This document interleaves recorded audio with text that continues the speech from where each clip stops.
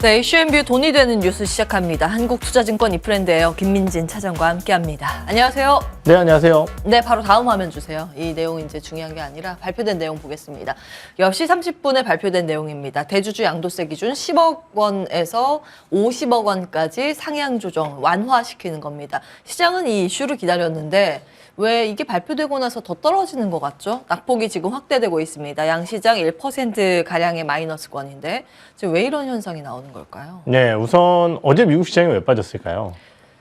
차익 실현 매물 출회가 가장 분석이 높습니다. 그렇죠. 그럼 우리나라도 어느 하나의 핑계가 필요하지 않았을까 이런 생각이 들고 그럼 어떤 예. 이벤트 마무리와 함께 결국은 뭐 이 내용만 가지고 주가가 빠졌다고 하기엔 그렇겠지만은 사실 미증시가 그렇게 조정이 나왔는데 우리나라 증시는 버티고 있었다. 네. 뭐 이런 것들은 사실은 조금은 이제 고민이 필요한 부분이었던 것 같고요. 최근 시장에 대해서 어제 상승, 코스피의 상승이 급격하게 나타났고, 코스닥 같은 경우는 최근에 상승폭을 계속 이어져 왔었던 상황이었지만은, 결국은 이제 그 코스닥 증시를 이끌었었던 주요 종목군들의 가격 부담은 점차 커졌다라고 말씀을 드렸었던 것 같아요. 예. 그렇다라고 한다면은 결국은 연말이 다가오는 시점에서 그리고 해당 종목군들을 집중적으로 매수했었던 일부 외국인들이라든지 이런 쪽에 대한 차익 매물의 압박이 나올 때는 결국은 시장의 특히 이제 지수에 대한 움직임 자체는 굉장히 변동성이 커질 수밖에는 없다라는 판단을 해봐야 될 것 같습니다. 뭐 시장에서는 지금 분석을 기다렸었던 뉴스가 나오다 보니 새로운 뉴스 성격으로 지금 차익 매물이 나오는 거다 이렇게 평가를 하고 있는 것 같은데요. 예. 사실 자세한 내용에 대해서는 조금 더 고민이 필요하겠지만은 최근에 이 이슈와 함께 주가가 세게 올라왔었던 코스닥 시가총액 상단 위주로의 주가의 흔들림이 나타나고 있기 때문에 예. 뭐 아무래도 이 내용을 조금은 중심적으로 생각을 해봐야 될 것 같습니다. 자, 일단 소문에 사서 뉴스에 팔아라 라는 관점에서 새로운 뉴스의 작용, 시장이 그래서 빠진다라고 보셨습니다. 자, 그럼 이제부터 중요한 건 대응 전략을 어떻게 세워야 하는가? 지금 빠지는 순간에 못 샀던 종목을 담아야 하는가? 아니면 조금 더 차분히 시장의 반응을 지켜봐야 하는가에 대한 고민이요. 우선 이러한 시장의 흐름들이 나타나게 된다라고 한다면은 예. 저는 뭐 시장의 결 자체가 조금 달라질 수 있다고 생각을 합니다. 어떻게 바뀌게 되나요? 그 결이라는 것은 결국은 이제 실적주로의 눈 돌림이 조금은 나타날 가능성이 있다라는 거죠. 예. 우리가 이제 산타렐리라고 해서 그러면은 크리스마스까지 선물을 계속 줄 것이냐. 사실 저희 딸 같은 경우는 어제 선물을 받아왔거든요. 어떤 선물이요? 제가 뭔지는 정확하게 이름이 기억이 안 나서 네. 집사람이 준비를 하다 보니까 제가 이제 말씀을 드리고자 하는 부분은요. 결국은 이제 지금 시장의 움직임 자체가 우리가 이제 뭐 그리드 지수 뭐 이렇게 표현을 하지만은 탐욕 지수로 봤을 때 상당 부분 탐욕 지수에 머물러 있었던 시기가 길었다라는 겁니다. 그렇다라고 예. 한다면은 언제든지 시장에 대한 변동성이 나타날 수 있는 상황이었고 그 시장의 주도를 한 것은 아까 말씀드렸듯이 코스닥 같은 경우는 국내 성장 대표 주자들이었다라는 거죠. 하지만 우리가 무시해서는 안 될 게 12월 말로 접어들게 된다라고 한다면은 계속 말씀드렸듯이 이 배당 수요와 관련된 그리고 외국인들의 선물 매수와 이에 따른 금융 투자의 매수에 따른 수급적인 변화가 나타나는 가운데 결국은 4분기 어닝 시즌에 돌입을 하게 된다라는 부분입니다. 그렇기 때문에 결국은 성장주들이 무너질 때는 언제든지 실적주로의 눈돌림이 나타날 가능성이 있다라고 판단을 하고 있고요. 그러한 부분 쪽에서 4분기 실적 호전주 혹은 24년 연간 기준으로서의 실적 호전주들에 대한 관심을 일정 부분 가져가 봐야 되지 않을까 이렇게 생각을 하고 있습니다. 예, 보통은 대주주 양도세 회피 물량은 26일 장 막판에 거의 나오는데 이게 올해부터 적용인 거죠? 네, 그렇죠. 내년도 양도세 분부터니까 예. 양도세 분이 내년도에 나오게 될 테니 그것이 예. 적용이 되는 겁니다. 그러니까. 예, 그러니까 26일 마지막 네. 종가 상황에서 50억 원 미만으로 가지고 있으면 대주주가 아닌 것으로 네. 간주가 되면서 그러면 이제 그 이벤트 드리븐 성격의 그 기간은 확실히 이제 기간 부담은 줄어든 것 같고 그러면 벌써 시장은 이제 내년도에 대한 베팅에 들어갈 가능성이 높다라고 보시는 것 같습니다. 그래서 실적에 대한 눈높이가 올라가는 쪽 이런 말씀을 주고 계신데 시장 전체적으로 조정은 언제까지 좀 지속이 될 것으로 보시는지도 궁금하고 네. 그 종목을 선별할 때 있어서 기준점을 어떤 뭐 지표나 지수를 놓고 보면 좋을지도 코멘트를 해주신다면요. 네, 사실 뭐 첫 조정이기 때문에 이게 언제까지 조정이 나온다 이런 것들을 예. 판단하기에는 분명히 어려울 것 같고요. 그런데 단기적으로 그 조정이 저는 길지 않을 거라고 생각을 합니다.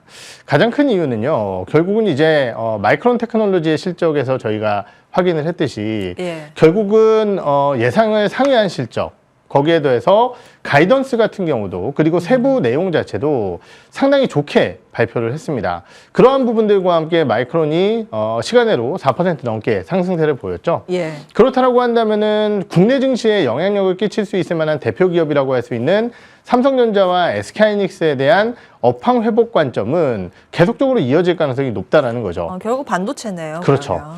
그러한 상황이기 때문에 거기에 더해서 지금 뭐 반도체뿐만이 아니라 뭐 뒤에 이제 내용이 따로 있겠지만은 20일까지의 수출 데이터를 살펴보게 되면은요. 네. 국내 대표 주요 품목들의 실적은 수출 데이터는 모두 다 굉장히 양호한 모습을 보였습니다. 네. 그렇다라고 한다면은 결국은 우리나라 증시가 올해 연간 대비 반등폭 자체는 작지 않겠지만은 글로벌 증시 전반적으로 봤을 때 국내 증시의 성과는 상당히 부진했다라는 생각이 들고요. 예. 내년도에는 수출 회복과 함께 기업들의 이익 성장, 거기에 더해서 환율에 대한 안정화, 미금리 인하까지 고려해 봤을 때 나타날 수 있는 달러와의 추가적인 강세가 제한된다는 측면까지 모두 다 고려해 봤을 때는 이머징 마켓 쪽에 대한 투자 대안이 벌어질 가능성이 높고 그러한 투자 대안 속에서 우리나라 증시가 크게 소외받지 않을 가능성이 높다고 생각을 합니다. 그렇군요. 그렇기 때문에 단기적인 이러한 이벤트 소화 과정으로서의 변동성이 어디까지 나타날 것이냐라고 예측하기에는 분명히 어렵겠지만은 기업들의 실적 반등 포인트를 점검해 본다라고 한다면은 결국은 좋아지는 종목군들은 매수의 기회로 작용을 할 수 있지 않을까 이렇게 생각을 하고 있습니다. 자, 다음 이슈 넘어가겠습니다. 수출 데이터가 발표가 됐습니다. 우리나라는 10일 단위로 수출 데이터 집계해서 계속 발표를 하죠. 자, 연말로 갈수록 수출의 증가폭은 확대되고 있습니다. 증감률 추이인데 확실히 이제 위쪽을 방향 우상향 곡선을 나타내고 있다라는 거 확인해 보실 수 있고요. 1일에서 20일, 12월 데이터 발표가 됐습니다. 13% 작년 대비 증가고요. 다음 보겠습니다. 우리나라에서 수출 데이터의 가장 큰 비중을 차지하는 게 반도체랑 자동차입니다. 둘 모두 긍정적인 수치가 나왔고요. 역시나 이쪽을 봐야 하는가라는 이제 물음표가 달려 있습니다. 어떻게 보세요? 네, 사실 어제 이제 기아가 굉장히 52주 멋진 신고가. 예, 예. 어제 6% 이상의 굉장히 강한 신고가 흐름을 보이면서 결국 이제 정말 10여 년 만에 듣는 전차군단이라는 그러네요. 단어가 예. 머릿속에 탁 떠올랐는데요. 분명한 것은 이제 뭐 실적이 발표되면은 자동차 같은 경우는 피크아웃 논란 얘기가 또 나올 가능성이 있습니다. 네. 하지만 분명한 것은 4분기의 수출 데이터가 워낙 좋은 상황이기 때문에 이러한 부분들에 따른 실적 호전 가능성 높다라고 판단을 해볼 수 있을 것 같고요.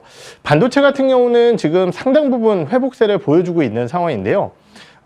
지금 이제 일각에서는 뭐 반도체 수출 데이터 같은 경우는 1일부터 20일까지보다 예. 21일부터 30일까지의 수출 데이터가 원래 훨씬 더 잘 나온다라고 얘기를 하거든요. 왜냐면 남은 기간 동안 더 좋을 가능성이 높다라는 거예요? 그렇죠. 이제 오. 그럴 가능성까지 고려를 해봤을 때는 예. 결국은 12월 달에 나타날 수 있는 수출 데이터는 예상보다도 더 좋을 가능성이 있다라고 평가를 해볼 수 있을 것 같습니다. 예. 그렇다라고 한다면은 아까 시장에 대한 언급을 드렸었던 것처럼 결국은 이제 자동차와 반도체 어떻게 보면은 우리나라의 시가총액 최상단에 놓여져 있는 주요 섹터들이 견고한 흐름을 실적적인 측면으로 견고한 흐름을 보이게 된다라고 한다면은 우리가 연초 시장에 대한 겁을 크게 낼 것이냐 이 예. 부분에 대한 고민이 들어가고요. 다만 이제 일정 부분 말씀을 드렸지만은 지금 나타나고 있는 외국인들의 수급 이것은 1월 초에는 돌변을 하게 될 겁니다. 최근에 이제 외국인들이 굉장히 강력한 선물 수급과 함께 금융 투자의 매수세가 시장을 이끌었던 적이 몇 거래일이 있거든요. 예. 그러한 물량들 같은 경우는 대략 한 1월 초 거래일부터 해서 7, 8일까지는 꾸준히 시장을 괴롭히게 될 겁니다. 네. 그렇기 때문에 그때까지는 약간의 둔화된 움직임을 보일 수는 있겠지만은 삼성전자의 잠정 실적 발표 혹은 월말에 집중된 주요 기업들의 실적 뭐 시즌이라고 좀 표현을 해야 될까요?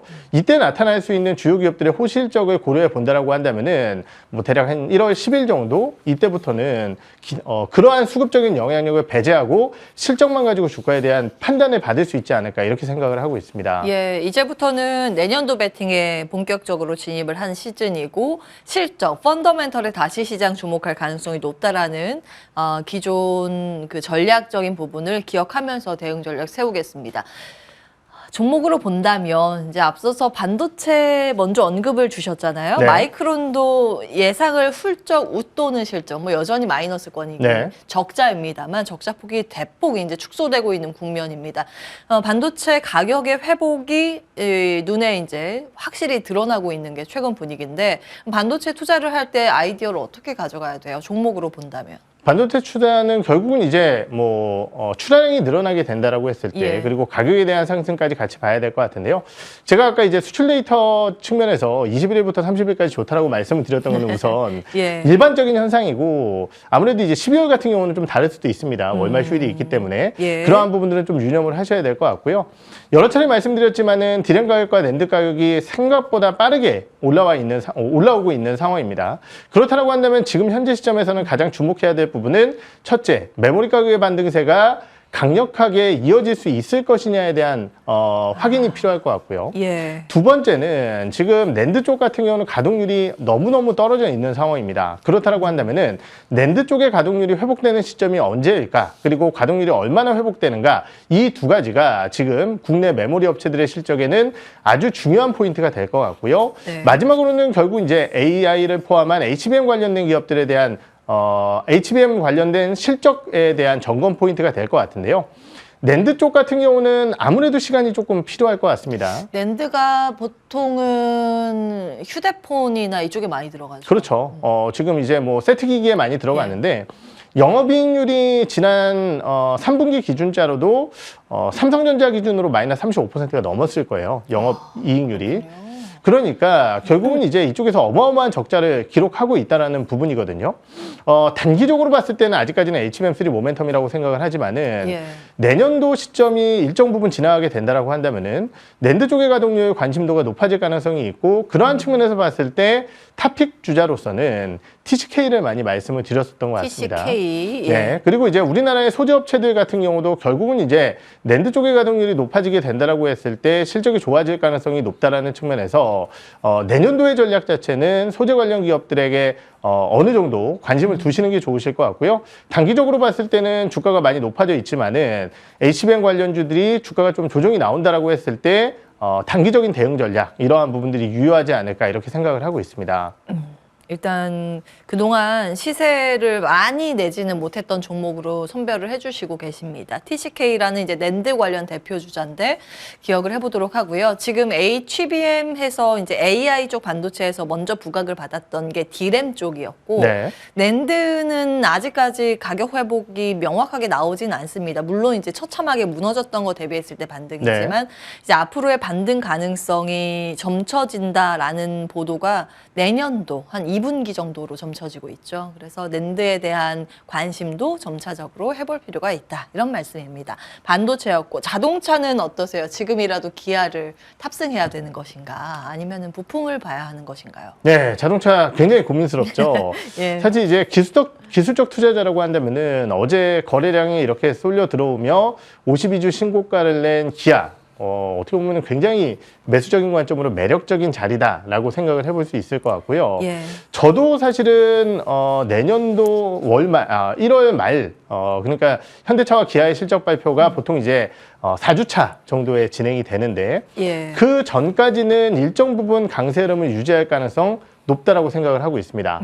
그런데 제가 이제 지난번에 나와서 조선주와 자동차 업종을 비교해 드리면서 조선주들 같은 경우는 분기 실적 기대감이 없었던 상황에 실적이 나왔을 때 실적이 나오기 전에는 이제 주가가 밀렸었다가 다음 분기에는 좋을 거야라는 기대감 때문에 오히려 주가가 올라온다. 네. 실적 발표 이후에 이런 말씀을 드리고 반면 자동차 같은 경우는 실적 발표를 하게 되면은 주가가 피크아웃 논란과 함께 빠진다 이런 말씀을 드렸었던 것 같은데요. 네. 이번에도 비슷한 상황이 될 것 같습니다. 수출 데이터는 워낙 좋은 상황이고요. 지금 여러 가지 수익성 지표라든지 이러한 부분들 긍정적이라고 볼 수 있겠지만은 우리가 간과해서는 안 될 포인트가 한 두 가지 정도 있다고 생각을 하는데요. 첫 번째는 전방 산업이 그래도 썩 좋지는 않다는 부분일 것 같습니다. 예. 워낙 잘 팔리고 있지만은 내년도 글로벌 경기에 대한 부담감들이 여전히 유효한 상황 속에서 가장 비싼 내구재라고 할 수 있는 자동차의 수요가 이어질 수 있을 것이냐. 특히 독일이 갑작스럽게 보조금을 없앤 상황이고 예. 주요 국가들의 이러한 보조금 정책 자체가 제한적인 상황 속에서 유럽의 전기차 역성장 우려라든지 이런 것들을 고려해 봤을 때 레거시 업체들의 상대적인 반등 가능성 배제할 수 없겠지만은 이러한 부분들이 발목을 잡을 가능성이 있고요. 두 번째는 단기적인 모멘텀이 될 것 같습니다. 어제 이제 러시아 공장의 판매 소식과 함께 오히려 현대기아가 주가가 굉장히 좋았었지만은 예. 어닝 발표 시점이 되게 되면은 이 러시아 공장 매각에 따른 일회성 손실 비용이 4분기 실적에 반영이 될 거고요. 예. 4분기 실적이 이렇게 반영이 돼서 떨어지게 된다라고 한다면은 배당의 하향 요인으로 작용을 하게 될 겁니다.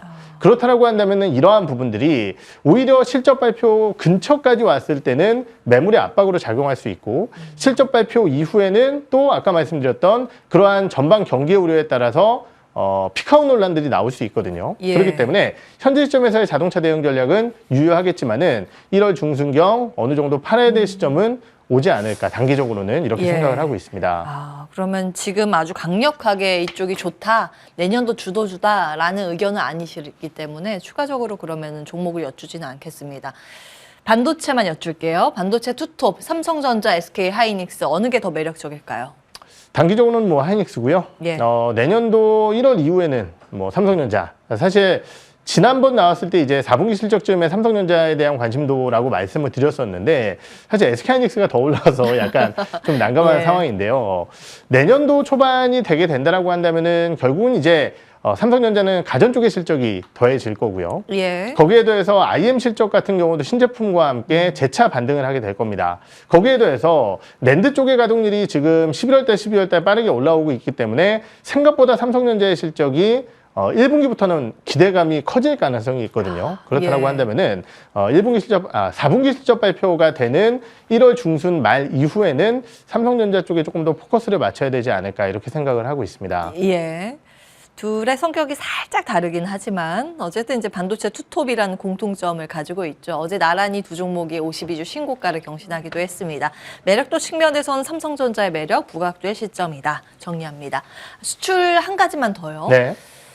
수출 데이터 좀 자세히 보니까 화장품이 또 눈에 띄더라고요. 네. 미국 쪽에서 원래 늘 미국 수출 화장품 1위는 프랑스 이쪽이었죠. 네. 이번에 처음으로 우리나라가 뒤집었고 1위로 등극을 했습니다. 한국 화장품. 화장품 쪽이 다시 살아날 수 있을까요? 사실 이제 월별 데이터 기준으로 저희가 이미 미국 쪽 같은 경우는 제친 것을 확인을 했었고요. 예. 일본 같은 경우도 지금 조금 더 일찍 제쳤어요. 그렇죠. 일본은. 누적 기준으로도 이미 이제 1위를 예. 하고 있는 상황이기 때문에 국내 이제 중소형 화장품주들에 대한 기대감은 여전히 유효하다라고 생각을 하고 있습니다. 다만 이제 우리가 역사와 전통이 있는 브랜드가 아니라고 한다면은 예. 이러한 부분들이 언제 어떻게 시장에서 바뀔지는 모르는 것이 소비재거든요. 그렇기 네. 때문에 이제 소비재 관련주들이 굉장히 투자하기가 어려운 부분이 아닐까 이렇게 생각이 듭니다. 하지만은 그럼에도 불구하고 지금 중소형 화장품주들을 봐야 된다라고 생각하는 이유는 아직까지 주변 지표들이 꺾인 것이 별로 없고요.